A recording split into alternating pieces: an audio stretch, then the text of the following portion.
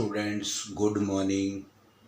आज आपके सामने क्लास 12th ज्योग्राफी का चैप्टर 5 बुक 1 का प्राइमरी एक्टिविटीज़ के बारे में एमसीक्यूज और क्वेश्चन आंसर देने जा रहा हूँ।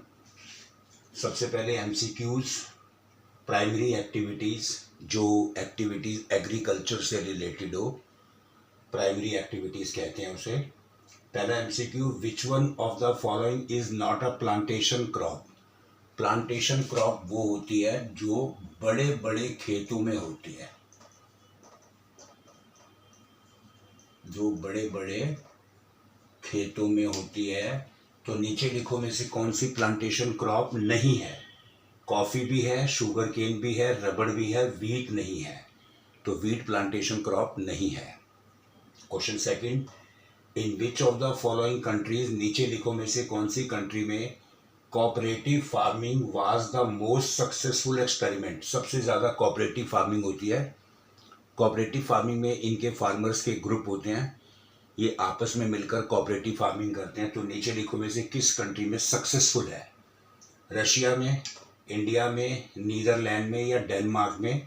ये कोऑपरेटिव फार्मिंग डेनमार्क में काफ़ी सक्सेसफुल है। Question 3, growing of flower is called. फूल पैदा करने को क्या कहते हैं। Truck farming, mixed farming, factory farming या फ्लोरिकल्चर। तो फूल पैदा करने को, फ्लावर पैदा करने को फ्लोरिकल्चर कहते हैं।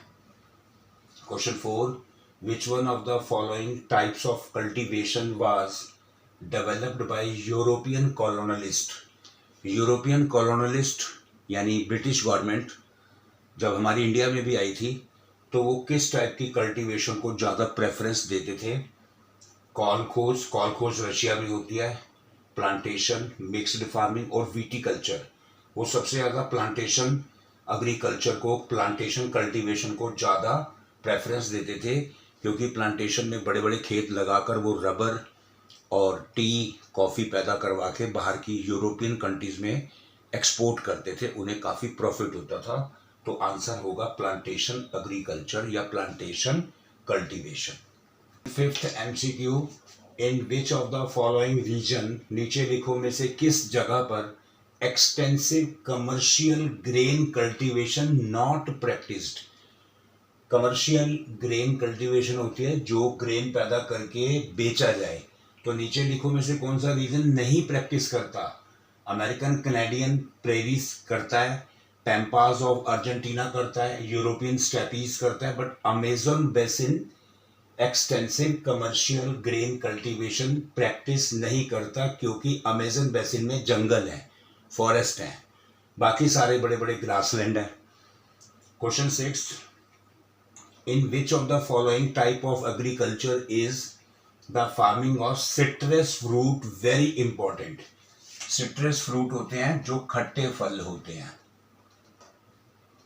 तो नीचे लिखो में से कौन से टाइप की एग्रीकल्चर की फार्मिंग सिट्रस फ्रूट के लिए इंपॉर्टेंट है।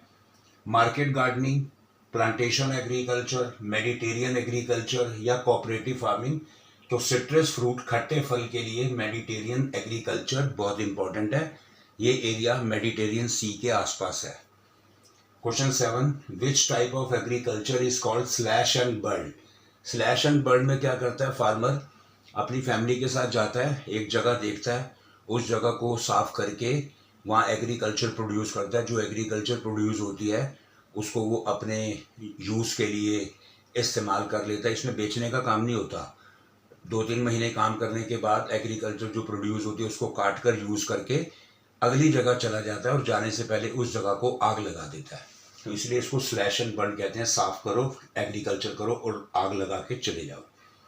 तो किस टाइप की एग्रीकल्चर को स्लैश एंड बर्न कहते हैं। एक्सटेंसिव, ये तो बहुत बड़ी होती है। प्रिमिटिव को कहते हैं क्योंकि ये बहुत पुरानी ब्रिटिश पीरियड से भी पहले होती थी, बट अब नहीं होती। अब तो फार्मर के पास काफ़ी मॉडर्न टेक्नोलॉजी आ गई है। तो प्रिमिटिव सब्सिस्टेंस होगी, मिक्स्ड भी नहीं होगी और कमर्शियल भी नहीं होगी। ये सारी बड़ी बड़ी एग्रीकल्चर है, ये पुरानी थी।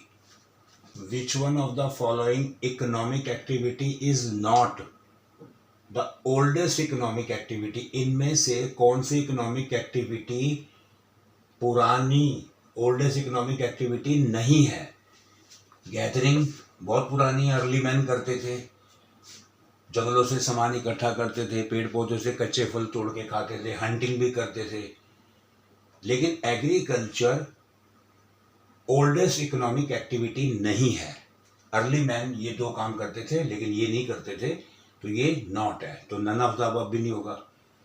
Question 9, pastoral nomadism is associated with 3 important region. Pastoral nomadism होते हैं पेस्टोरल जिनका अपना घर बार नहीं होता, अपने जानवरों को एक जगह से दूसरी जगह लेकर जाते हैं, उन्हें ग्रेजिंग कराते हैं। तो पेस्टोरल नोमैडिज्म जुड़ा हुआ है नीचे लिखो में से विद 3 इंपॉर्टेंट रीजन के साथ। विच one of the following is not included? इनमें से एक रीजन ऐसा है जिसमें पेस्टोरल नोमैडिज्म जुड़ा हुआ नहीं है। Atlantic shore of North Africa eastward, tundra region of Eurasia, small area of Southwest Africa and island of Madagascar, और D Central and Western Australia। तो पेस्टोरल नोमैडिज्म सेंट्रल और वेस्टर्न ऑस्ट्रेलिया से एसोसिएटेड नहीं है। Question 10, which of the following is not a name of shifting agriculture? नीचे लिखो में से शिफ्टिंग एग्रीकल्चर किसका नाम नहीं है? शिफ्टिंग एग्रीकल्चर में फार्मर क्या करता है, एक जगह क्रॉप प्रोड्यूस करता है, अपनी फैमिली की नीड पूरी कर लेता है, और जब वहां से जाता है दूसरी जगह तो वहां आग लगा देता है, इसको स्लैश एंड बर्न भी कहते हैं, और दूसरी जगह जाकर वो फिर एग्रीकल्चर करता है जगह साफ करके। तो शिफ्टिंग एग्रीकल्चर नीचे लिखो में से किसका नाम नहीं है? प्लांटेशन का नाम नहीं है, क्योंकि प्लांटेशन में तो बहुत बड़े बड़े खेत होते हैं और फार्मर वहां रुककर काम करता है। झूमिंग, मिल्पा और लडैंग जो है वो शिफ्टिंग एग्रीकल्चर के अंदर ये नहीं आता, बाकी सब आते हैं ये तीनों। 11 MCQ, in which country was coal खोज इंट्रोड्यूस्ड? कोल खोज एग्रीकल्चर करने का एक मॉडर्न मेथड है, तो किस कंट्री ने कोल खोज इंट्रोड्यूस किया था? Soviet union, Poland, Japan, China. ये सोवियत यूनियन ने किया था, यानी रशिया ने किया था। Question 12, in which of the following country cooperative farming is not practice? नीचे लिखो में से कौन सी कंट्री कोऑपरेटिव फार्मिंग प्रैक्टिस नहीं करती? डेनमार्क करती है, नीदरलैंड भी करती है, बेल्जियम भी करती है, इंडिया नहीं करती। Question 13 MCQ, what is viticulture? Viticulture क्या है? Grapes cultivation, rice cultivation, apple cultivation या jute cultivation. Viticulture grapes cultivation को कहते हैं, जब लार्ज स्केल में ग्रेप्स पैदा किए जाते हैं तो उसको विटीकल्चर कहते हैं। Question 14 MCQ, under market gardening and horticulture emphasis is laid on? Market gardening होती है कि जितना भी प्रोडक्शन होता है फ्रूट्स वेजिटेबल्स का, हॉर्टिकल्चर और मार्केट गार्डनिंग में ज़्यादा जोर दिया जाता है, क्योंकि इसमें लार्ज स्केल में प्रोडक्शन किया जाता है और इसे एक्सपोर्ट भी किया जाता है काफ़ी प्रॉफिट कमाने के लिए। तो मार्केट गार्डनिंग और हॉर्टिकल्चर में जो जोर दिया जाता है वो इरिगेशन पर दिया जाता है, HYV यानी high yielding variety of seeds पर, फर्टिलाइजर पर, सब पर दिया जाता है। तो ऑल द अबव इसका करेक्ट आंसर होगा। क्वेश्चन की लिस्ट आपको दी जा रही है प्राइमरी एक्टिविटीज के चैप्टर की। Question 1, what are the economic activities? Economic activity क्या है? Right it's type. Economic activity वो होती है जिनसे हम अर्निंग करते हैं। ये 4 टाइप की होती है, प्राइमरी एग्रीकल्चर से related, secondary manufacturing production, tertiary services, और क्वाटनरी में भी सर्विसेज होती हैं, लेकिन ये हाई फाइट सर्विसेज होती हैं। Question 2, why people engage in primary activities are called red collar worker? जो लोग प्राइमरी एक्टिविटी करते हैं उनको रेड कॉलर वर्कर क्यों कहते हैं? उनको रेड कॉलर वर्कर इसलिए कहते हैं, प्राइमरी एक्टिविटीज में एग्रीकल्चर और एलाइड एक्टिविटीज आती हैं, इन्हें रेड कॉलर वर्कर कहते हैं क्योंकि एक आउटडोर घर से बाहर जाकर काम करते हैं। Question 3, why were the primitive society depended on wild animal? Primitive society जो पुरानी सोसाइटी थी वो ज़्यादातर जंगली जानवरों पर क्यों डिपेंड रहती थी? क्योंकि उन वाइल्ड एनिमल से वो हंटिंग करके अपनी नीड्स पूरी करते थे। Question 4, why gathering is practice in region with harsh climatic condition? Harsh climatic condition में गैदरिंग क्यों की जाती थी? गैदरिंग इसलिए की जाती थी क्योंकि हार्श क्लाइमेटिक कंडीशन में एग्रीकल्चर करना या दूसरी एक्टिविटीज़ करना इम्पॉसिबल होता है, तो ऐसे में लोग गैदरिंग करते हैं, प्लांट्स की चीज़ें इकट्ठी करके लाते हैं, अपनी नीड को पूरा करते हैं। Question fifth, in which region of the world the gathering practices, world के कौन से ऐसे रीजन हैं जहाँ पर गैदरिंग प्रैक्टिसेस होती हैं? वर्ल्ड के वो रीजन हैं लो लैटिट्यूड जोन वाले area, Amazon basin, tropical Africa, interior part of south east Asia, Canada, northern Eurasia, southern Chile. ये कुछ ऐसे पार्ट्स हैं जहाँ गैदरिंग प्रैक्टिस होती है। Question six, how in modern times some gathering is market oriented and commercial. आपने modern time में आजकल देखा होगा कि गैदरिंग जो है वो मार्केट ओरिएंटेड बन गई है और कमर्शियल हो गई है। इसमें कुछ लोग फॉरेस्ट में जाकर कुछ प्रोड्यूस कलेक्ट करते हैं, जैसे बार्क्स ऑफ ट्रीज, पेड़ की ऊपर की आउटर कवरिंग, कुछ लीव्स, कुछ मेडिसिनियल जड़ी बूटियाँ, वो इकट्ठी करके उन्हें प्रोसेस करके मार्केट में बेचते हैं और कमर्शियल तरीके से पैसा कमाते हैं। 7, how chewing gum is made, chewing gum कैसे बनती है? जापोटा ट्री के मिल्की जूस से बनती है। Question 8, right a short note on nomadic herding, nomadic herding पर एक शॉर्ट नोट लिखना है। नोमैडिक हर्डिंग का मतलब होता है ये अपने जानवरों के ग्रुप के साथ वन प्लेस टू अनदर जाते हैं फॉर ग्रेजिंग ग्राउंड के लिए। Question 9, what are the different varieties of animals is kept in different region, world के अलग अलग जगहों पर वैरायटी ऑफ एनिमल रखे जाते हैं, वो कौन कौन से हैं? जैसे ट्रॉपिकल अफ्रीका में लाइव स्टॉक है, सहारा डेजर्ट में शीप, गॉट, कैमल्स रखा जाता है, तिब्बत एंड एंडीज यानी पहाड़ियों पर याक जानवर रखा जाता है, लामाज रखा जाता है, आर्कटिक में जो ठंडी जगहें होती हैं वहाँ रेंडियर रखे जाते हैं, ये जानवर इनकी हेल्प करते हैं। What is transhumance, transhumance क्या है? ट्रांस ह्यूमेंस एक एक्टिविटी है जिसमें हर्डर समर में प्लेन एरिया से अपने एनिमल्स को लेकर के माउंटेनियस एरिया में चले जाते हैं फॉर ग्रेजिंग के लिए, और विंटर में माउंटेन से प्लेन एरिया में आ जाते हैं फॉर ग्रेजिंग के लिए। इसे ट्रांसह्यूमेंस कहते हैं। नेम डिफरेंट नोमैडिक हर्डर, अलग अलग नोमैडिक हर्डर के नाम बताओ। गुज्जर्स हैं, बक्करवाल्स हैं, गाडीज हैं, भोटियाज हैं, ये इंडिया के अलग अलग रीजन में कुछ नोमैडिक हर्डर्स हैं। क्वेश्चन 12 है, why commercial livestock rearing in more organised and capital intensive, कि ज़्यादातर जो जानवर रखे जाते हैं वो कमर्शियल तरीके से, उनको ज़्यादा ऑर्गेनाइज और कैपिटल इंटेंसिव कैसे बनाया जाता है? क्योंकि इन एनिमल से लोगों को काफ़ी सारी चीज़ें मिलती हैं, इनके लिए रेंचेस बनाए जाते हैं, एनिमल्स को रेंचेस में रखा जाता है। अगर एक ग्रेजिंग मटेरियल ख़त्म हो जाता है तो जानवरों को दूसरे रेंच में पहुंचा दिया जाता है, और रेंचेस काफ़ी लार्ज एरिया कवर करते हैं, और अगर एक पार्सल में ग्रेज ख़त्म हो जाए तो दूसरे पार्सल में भेज दिया जाता है। उसके बाद जानवरों को कैरिंग कैपेसिटी के हिसाब से रखा जाता है और उन्हें वेटरनरी ट्रीटमेंट भी प्रोवाइड समय समय पर किया जाता है। Question 13, what are ranches?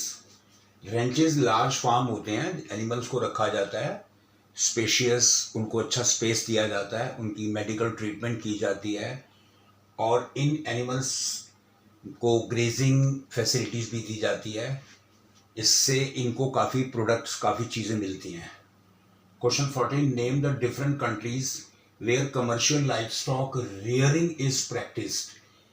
अलग अलग कंट्री का नाम बताओ जहाँ commercial livestock rearing practice होती है। कमर्शियल लाइफ स्टॉक मतलब वो जानवर जिनके प्रोडक्ट को बेचकर या जानवरों को बेचकर इन्हें काफ़ी प्रॉफिट होता है। वो कंट्री हैं New Zealand, Australia, Argentina and USA. Question 15 very important है, इसमें से एक क्वेश्चन कोई ना कोई एक टॉपिक एग्जाम में पक्का आता है। Name and explain different agricultural system. पूरे वर्ल्ड में अलग अलग एग्रीकल्चरल सिस्टम कौन कौन से हैं, उन्हें एक्सप्लेन भी करना है, लेकिन ये आपको सभी करने हैं, लेकिन एग्जाम में कोई एक आधी आता है। जैसे प्रिमिटिव सब्सिस्टेंस फार्मिंग एग्रीकल्चर है, ये बड़ी पुरानी थी, इसे स्लैश एंड बर्न भी कहा जाता है। इंटेंसिव थोड़ी बड़ी होती है, प्लांटेशन जिसमें बड़े बड़े खेतों में rubber, coffee, T. Extensive commercial grain cultivation, इसमें ग्रेन जैसे wheat and rice. Mixed farming जिसमें एग्रीकल्चर के साथ साथ एनिमल को भी रियर किया जाता है। डेयरी फार्मिंग ओनली जानवरों को इसमें रियर किया जाता है। कोऑपरेटिव फार्मिंग, इसमें फार्मर्स की कोऑपरेटिव सोसाइटी होती है, कोऑपरेटिव फार्मिंग। और कलेक्टिव फार्मिंग में बहुत सारे खेतों को इकट्ठा कर दिया जाता है और उन्हें एक बड़ा फार्म बनाकर उस पर कलेक्टिव फार्मिंग की जाती है। आपको इन सबके फीचर्स और कंट्रीज जहाँ पे ये पाई जाती हैं उनके नेम भी आपको बताने हैं। 16 right A short note on market gardening and horticulture. Very important है। मार्केट गार्डनिंग यानी जो भी एग्रीकल्चर प्रोडक्शन होगा उसे मार्केट में बेचा जाएगा। Horticulture fruit, vegetables and flowers की एग्रीकल्चर लार्ज स्केल पर होती है और इसमें HYV high yielding variety of seeds, fertiliser, insecticide, इन सब का इस्तेमाल किया जाता है और एक्सपोर्ट भी किया जाता है। What do you mean by truck farming? Truck farming नाम से ही पता चल रहा है कि इसमें वेजिटेबल्स जो भी प्रोड्यूस होते हैं उसको overnight from one place to another रातों रात पहुंचा दिया जाता है और ट्रक हेल्प करते हैं। Question 18, what are the factor affecting the mining activity? Mining activity को कौन से फैक्टर अफेक्ट करते हैं? दो फैक्टर हैं, एक है फिजिकल फैक्टर, एक है इकोनॉमिक फैक्टर। फिजिकल फैक्टर में साइज, जहां माइनिंग एक्टिविटी हो रही है साइज क्या है, ग्रेड कौन सा मिलेगा, मोड तरीका क्या है। इकोनॉमिक में डिमांड मार्केट में उस मिनरल की कितनी है। Question 19, describe the different method of mining. Very very important कि जो माइनिंग की जाती है हमारे माइनर्स करते हैं वो उसके डिफरेंट मेथड कौन से हैं। दो तरह के होते हैं, एक है ओपन कास्ट माइनिंग जिसको सरफेस माइनिंग। इसमें क्या होता है कि थोड़ा कम खोदना पड़ता है, ऊपर ऊपर ही मिनरल मिल जाते हैं। एक है अंडरग्राउंड माइनिंग, इसको शैफ्ट मेथड भी कहते हैं। इसमें बहुत डेप्थ में गहराई तक जाकर खोदा जाता है, फिर शैफ्ट लगाकर उससे मिनरल निकाले जाते हैं। ओपन कास्ट माइनिंग और अंडरग्राउंड माइनिंग में डिफरेंस भी आ सकता है, इंपॉर्टेंट है और आपको डायग्राम भी बनाना है। Question 20, last question, define food gathering. Milpa and ladang क्या है? वीटी कल्चर से आप क्या समझते हो? तो बच्चों ये MCQ और इम्पॉर्टेंट क्वेश्चन की लिस्ट आपको प्रोवाइड की गई है। NCERT से चैप्टर आप ध्यान से पढ़ना। अगर आप चैप्टर ध्यान से करोगे तो आपको ये सभी क्वेश्चंस करने में कोई भी प्रॉब्लम नहीं आएगी, अच्छा रिजल्ट आएगा। और आप हमारी और भी वीडियोस देखते रहिए और लाइक कीजिए, शेयर कीजिए एंड सब्सक्राइब कीजिए। थैंक यू बच्चों, थैंक यू।